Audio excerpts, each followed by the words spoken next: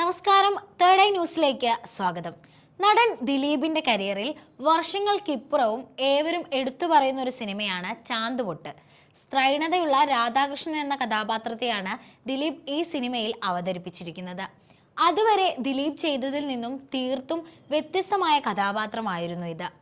സ്ത്രൈണതയുള്ള കഥാപാത്രമായി മാറുക എന്നത് ദിലീപിന് എളുപ്പമായിരുന്നില്ല.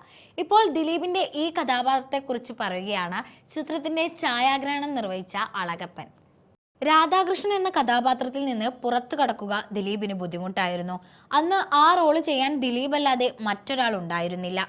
ഒരു സിനിമ മുഴുവൻ അങ്ങനെ ഒരു ബോഡി ലാംഗ്വേജ് കൊണ്ടുപോകാൻ പറ്റുമോ എന്ന സംശയമുണ്ടാകും. ദിലീപിന് പടം കഴിഞ്ഞിട്ടും സ്ത്രൈണത പോയില്ല. ആ ക്യാരക്ടറായി മാറിപ്പോയി. എനിക്ക് ചിരി വരും. ലൊക്കേഷനിൽ അങ്ങനെ തന്നെയായിരുന്നു പുള്ളി. ആദ്യ ദിനം മുതൽ ഷൂട്ട് കഴിയുന്നതുവരെ നോർമലായി ദിലീപിനെ കണ്ടിട്ടില്ലെന്ന് അളഗപ്പൻ പറഞ്ഞു.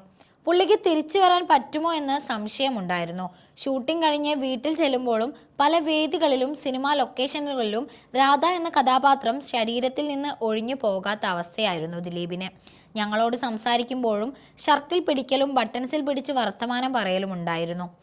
കുഴപ്പമാകുമോ, ഇവൻ ഇനി അവസാനം രാധയായി നടക്കുമോ എന്ന് ലാൽ ജോസ് പോലും പറയുമായിരുന്നെന്ന് അളഗപ്പൻ കൂട്ടിച്ചേർത്തു.